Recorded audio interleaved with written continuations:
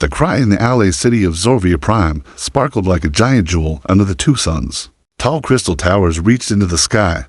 Flying vehicles zipped through the air. The wealthy citizens walked proudly in their bright robes, shopping in grand markets full of colorful fruits, warm breads, and rich spices. Laughter and music filled the streets. For the rich, life was perfect, but not for everyone. In the shadows, away from the shining streets, the dark alleys told a different story. There, among broken walls and piles of trash, sat the forgotten, the poor, the weak, the unwanted. Syrah, a thin alien woman with soft violet skin, sat on the cold stone ground, her back against a broken wall, her arms wrapped tightly around. Her small daughter, Lumi, the child's tiny face rested on Syrah's chest. Her eyes half closed from hunger. Lumi had not eaten in 2 days. Her little stomach growled softly. She was too weak to cry loudly. Instead, a small whisper escaped her lips. "Mama, I'm hungry." The words were so soft, they almost vanished into the wind. Syrah's heart broke. She gently rocked Lumi, trying to comfort her. "SHH, my little star," she whispered. Soon we will find food." But she knew the truth. There was no food. No one cared. The rich passed by without even looking. They held their noses, disgusted by the poor. Some whispered cruel words. "Filthy beggars. They should not be allowed here. They are not worthy of crumbs." Syrah lowered her head in shame, wishing to disappear. But then, someone heard the little voice. From across the market square, Captain Daniel Cross, a human trader, was walking through the city. His tall frame stood out among the short alien citizens. His dark jacket carried the symbol of the Earth Federation. He had come here to trade technology and supplies. Daniel had seen many worlds, but something about Zorvia troubled him. The rich smiled too much. The poor were invisible. As he passed the alley, he heard the soft voice, a small whisper of pain. "Mama, I'm hungry." Daniel stopped. He turned his head toward the alley. In the dim light, he saw the mother and child huddled together, shaking from cold and weakness. His heart tightened. Without thinking, Daniel stepped into the alley. Syrah looked up, her eyes wide with fear. She quickly pulled Lumi closer, her thin arms shaking. She had never seen a human this close before. Daniel knelt slowly, keeping his hands open to show he meant no harm. "It's okay," he said softly. "I won't hurt you." Syrah didn't understand his words, but his gentle voice calmed her. Daniel reached into his pack and pulled out a small food bar, high-energy human rations, packed for long missions. He gently held it out. "For her," he said, pointing softly at Lumi. Syrah hesitated. Was it a trick? Was this a test from the enforcers? But then Lumi reached out with tiny fingers. Grabbing the bar weakly, she bit into it with desperate hunger. Tears filled Syrah's eyes as she watched her child eat. "Thank you," she whispered in her language. Daniel smiled softly. He couldn't understand her words, but he understood her eyes. The sound of footsteps interrupted the moment. A tall alien officer in shiny black armor stepped into the alley, his face cold and strict. Behind him, 2 enforcers followed. "What do you think you're doing, human?" the officer barked. Daniel stood up calmly. "Feeding a hungry child." The officer frowned. "You are breaking the law. The council forbids giving aid to the lowborn." Daniel's voice became sharp. "You forbid feeding children. They are worthless. If we feed them, more will come. The council keeps order." Daniel's fist clenched. "Where I come from, we help those in need." The officer stepped closer. "You are not on your world, human. Follow our laws or leave." Syrah's heart pounded. She feared what might happen. But Daniel stayed calm. "I'm not leaving," he said firmly. "And I won't stand by while a child starves." The officer's eyes narrowed. "Then you will be punished."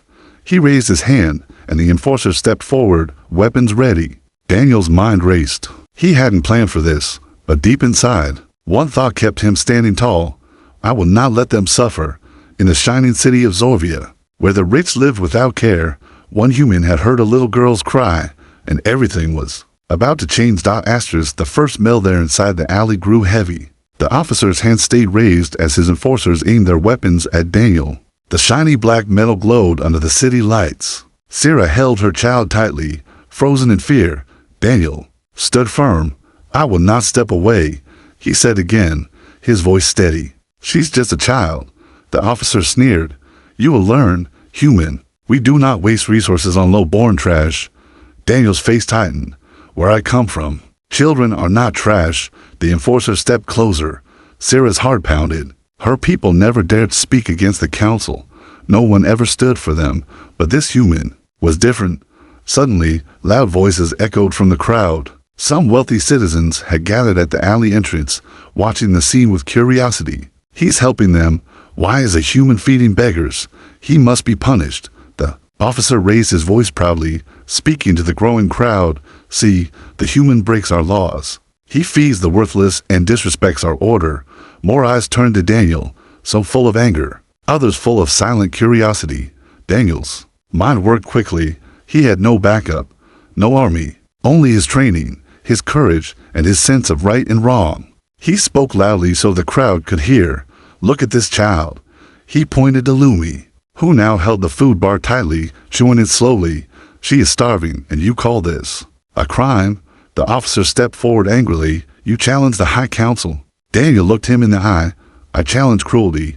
The officer's face burned with rage. Seize him. The enforcers lunged. Daniel moved fast. With smooth, practiced motion. He pulled a small pulse stick from his belt, a non-lethal defense weapon.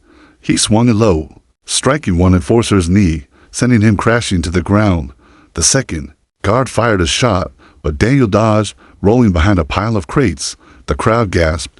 No one had ever seen someone fight back against the enforcers. Daniel disabled the second guard with a quick stun blast.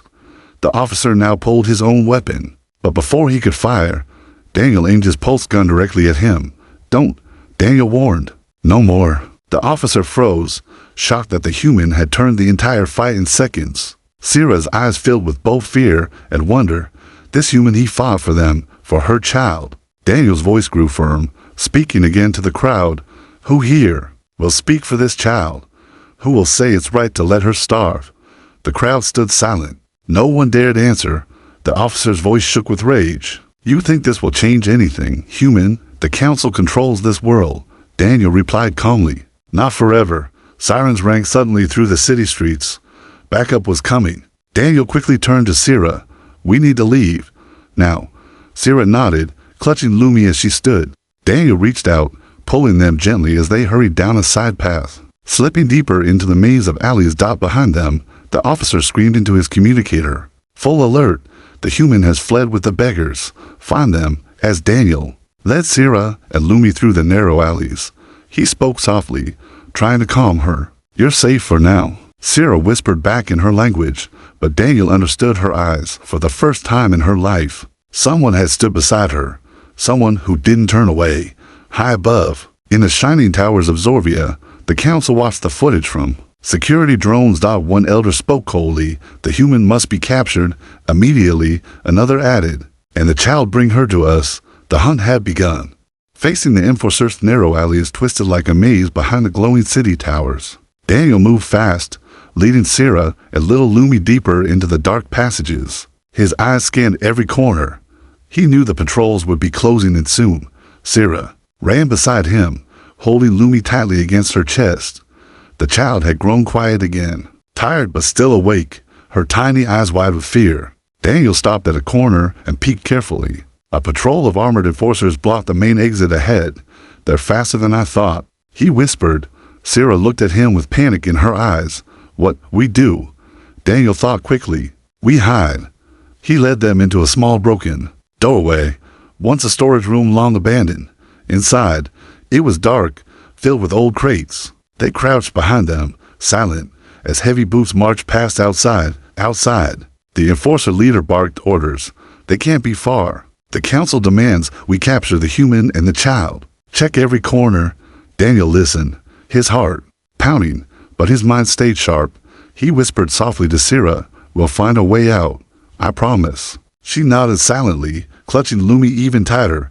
After some minutes, the patrol moved farther down the alley, and Daniel slowly peeked outside, clear for now, but he knew they couldn't keep running like this. As they moved again, Daniel spotted an old worker tunnel that led toward the lower levels of the city. In there, he said softly, the tunnel was dark, but it offered cover. As they moved inside, Sarah finally spoke in broken human words. Why, you help. Daniel glanced back at her, because no one else does. Sarah whispered, "Danger. For you." Daniel smiled slightly. "Some things are worth the risk." They reached the far end of the tunnel, but a loud metallic voice echoed through hidden speakers. "Attention, citizen. You are harboring criminals. You are surrounded. Surrender now." The walls lit up as hidden doors opened. Enforcers poured in from both sides, blocking every exit. Sarah froze, holding Lumi close, her eyes wide with fear. Daniel stood tall in front of them, shielding them with his body. The enforcer commander stepped forward, his voice sharp and cold.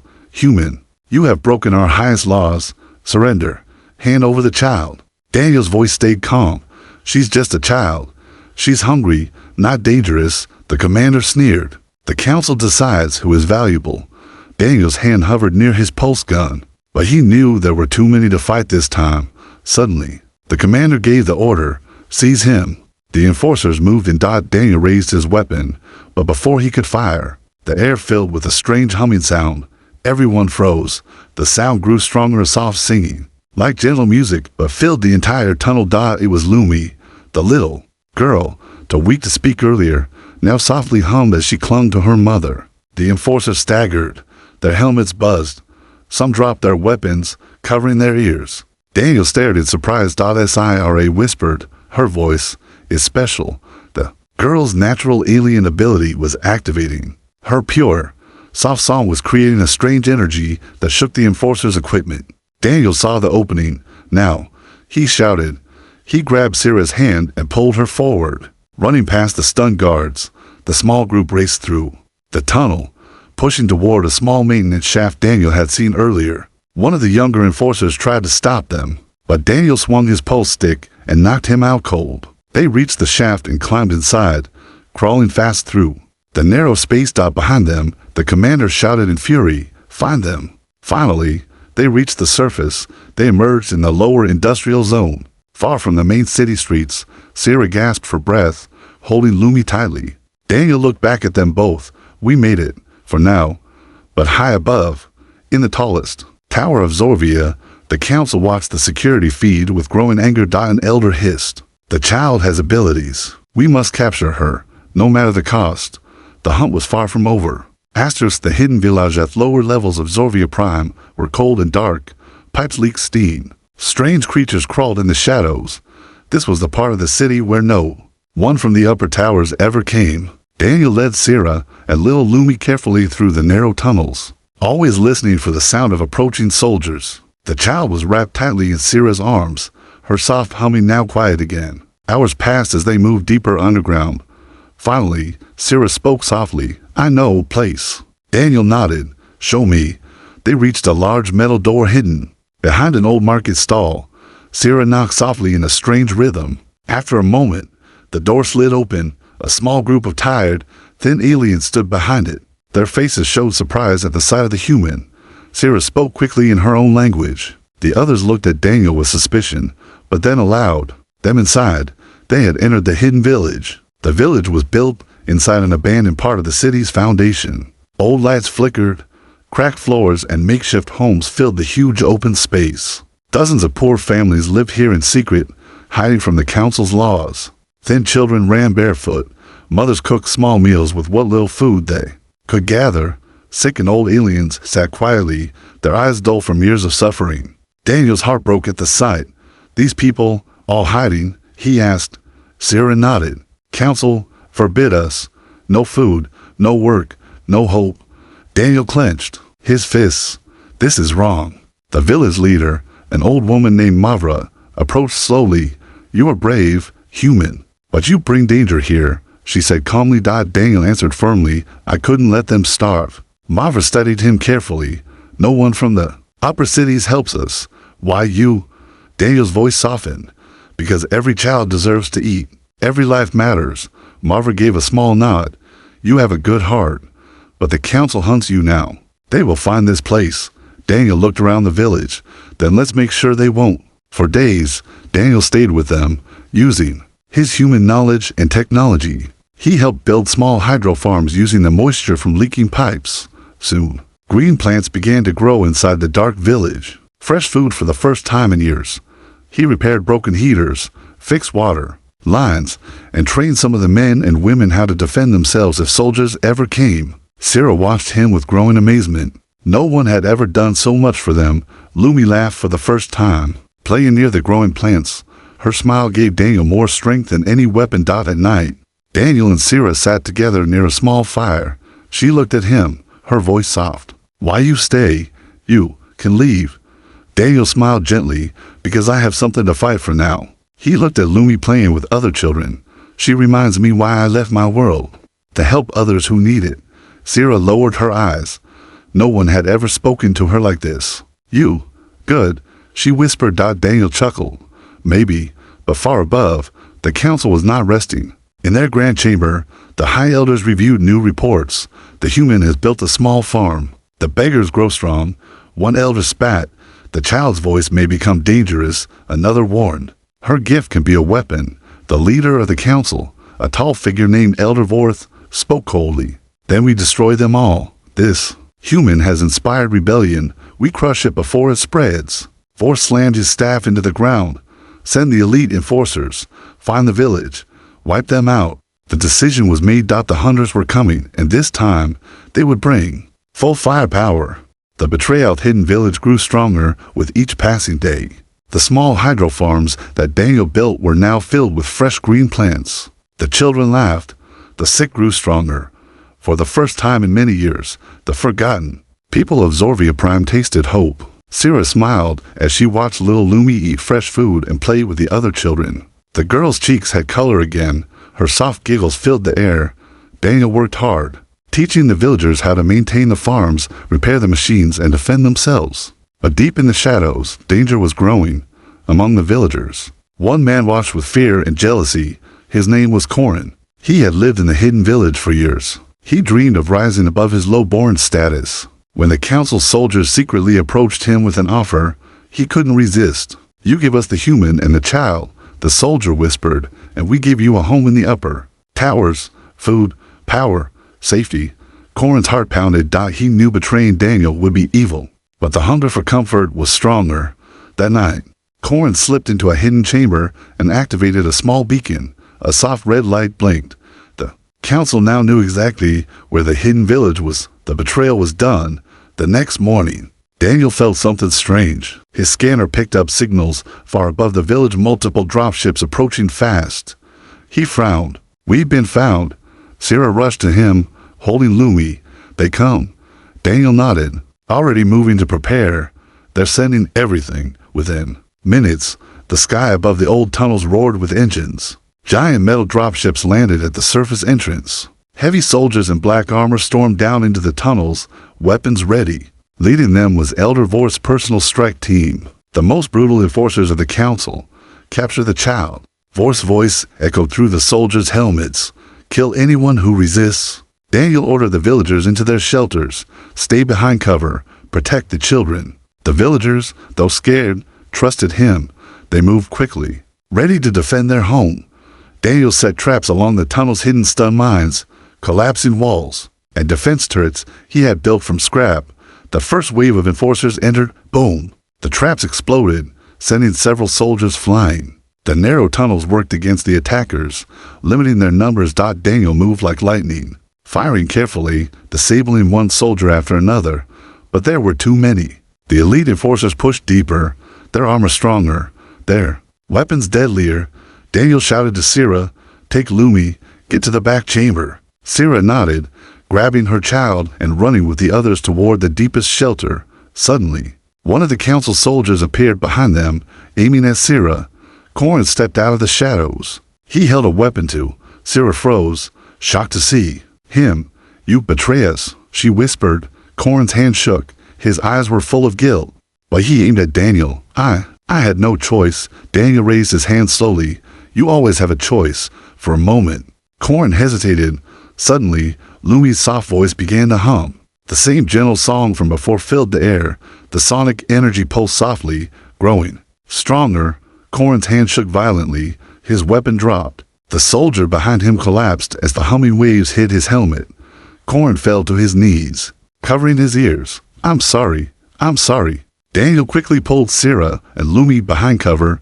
The sonic waves grew stronger. Even the armored enforcers struggled to stay on their feet.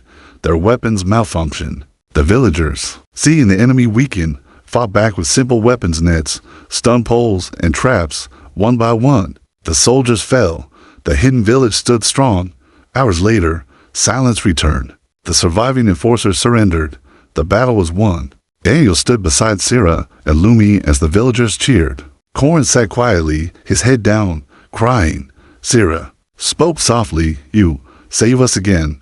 Daniel smiled, placing a hand on Lumi's head. "No, she saved us." The little girl giggled softly, unaware of how powerful her gift truly was. But high above, Elder Vorth watched the reports with cold fury. This human must be destroyed, and the child must be taken. The council was not finished yet. The trial battle was over. But the fight for justice was not finished. Days later, heavy troops stormed the hidden village again. This time, they brought no weapons, only cold orders from the council. Daniel was arrested. Sarah and little Lumi were also taken, but not harmed. The council wanted a public display to break the growing rebellion by showing their power. Inside the great tower of Zorvia Prime, in a large courtroom shining with gold, the council gathered. Hundreds of citizens watched from the balconies above. Many of the rich whispered excitedly, waiting to see how the council would punish the human troublemaker. High above them all, Elder Vorth sat on his tall throne, staring down coldly. "The human stands accused of breaking our highest laws," Vorth announced. "Feeding the lowborn, protecting the weak, defying our system." Daniel stood tall, his hands tied, but his eyes steady. Sarah sat nearby with Lumi in her arms, both silent, but watching him closely. Vorth's voice echoed across the room. "Human, you are given one chance to explain your crimes." Daniel spoke clearly, his voice carried through the massive chamber. "My crime was kindness." The rich gasped. "I fed a hungry child. I protected a mother.